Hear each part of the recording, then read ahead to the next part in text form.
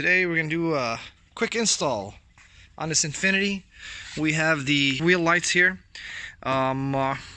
Basically, let me go through exactly what comes with the kit. You're going to get basically 4 of these wheel lights. They're 15.5 inches in diameter all the way on the outside, about 14.5 on the inside. You have 5 different brackets. Now, you don't always have to use all 5 brackets. On some cars, you only need to use 3, but definitely 3 or more have to be used at any time.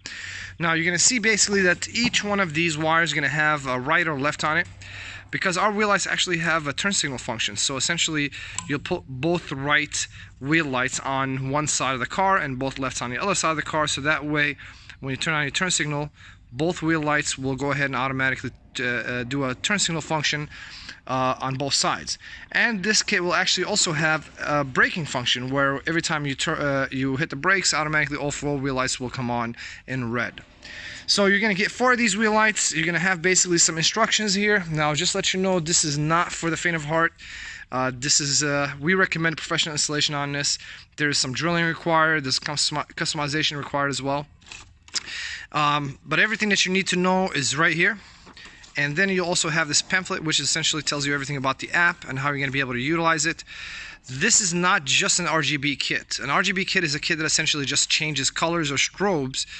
This will actually chase, which means you can do a lot of different variations within a strip itself. So you'll be able to have it maybe chase this way or different colors at the same time. So there's a lot of functions that's going to come with this kit. And also with the wheel lights, you're gonna, right here on the bottom, you'll have basically a Bluetooth controller.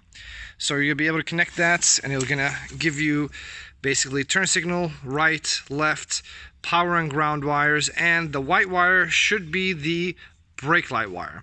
So all you have to do is just tap these into your blinkers for the right and left, and then with the white wire, you're gonna tap basically into your brake, and then power and ground to actually give power to the Bluetooth controller, which is going to allow you to actually control it via the app. So stay tuned. We're going to go ahead and kind of start with the installation on this. And the first thing we have to do, obviously, is jack this car up and take the wheels off. All right, guys, so we have the wheels off. Now what we need to do is actually take off the calipers and also the brake rotor. So what we're going to do, instead of taking off the caliper and keeping the bracket, we're going to actually take off the bracket and keep the caliper on the bracket. That way we can remove the rotor, and then we're going to reinstall the bracket and the caliper back on the actual hub. This way we're going to be able to know how much spacing we're going to need to do with the caliper on. Alright guys, so we went ahead, we removed the bracket in the beginning, we took the rail out, and then we went ahead and put the bracket right back with the caliper. We kind of need this to get an idea of how much space we have to play with.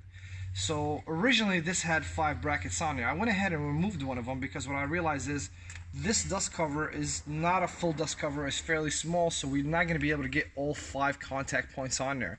Matter of fact, I think we're going to actually remove one more, because I think 3 contact points is going to be basically the key on this one. So what we're going to do here is essentially, once we realize the contact points, which as you can see right here, 3 contact points that we're going to have. And what we're going to use is a rivet gun, essentially, to be able to mark these with a marker in each location, drill our holes if it's in here, or if you can use this one, obviously it would work very well too. And then drill the holes and use the basically the rivet gun to allow you to essentially install this on there. And a rivet gun, what's nice about it is it allows you for a clean install to where it's not protruding out and basically interfering with the rotor movement at all. So what we're going to do now is I'm going to move this bracket here. I'm going to go ahead and mark my 3 locations. I'm going to drill through, and then I'm going to go ahead and start riveting. Alright guys, so I removed the 2 other brackets. I have here all the 3 brackets and where I think they're making good contact points. So what I'm going to do now is I'm going to mark them, basically to get an idea of where they're going to be.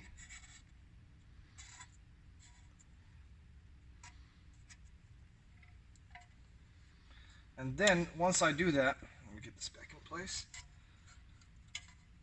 Once I do that, I'm going to go ahead and start my drilling.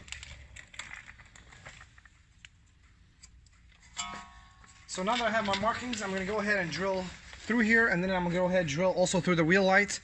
And then what we're going to use is we're going to actually use a rivet gun, which is the best and easiest way to do it. Now, in some scenarios, if you have a much bigger dust cover and even it might extend well beyond the rotor, you'll be able to actually install this without even taking the rotor off. You'd be able to essentially just slip this over it, just do some self-tap screws or some screws and nuts and be able to install the whole thing.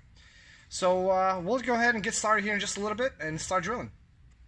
Alright guys, so with the markings, we went ahead and drilled our holes just to show you here. We got basically a 3-point match. And now what we're going to do is we're going to actually do it from the back. So we just used the front plate to be able to kind of line everything up. So we're going to go ahead and now line them up from the back and use the rivet gun to essentially hold them in place.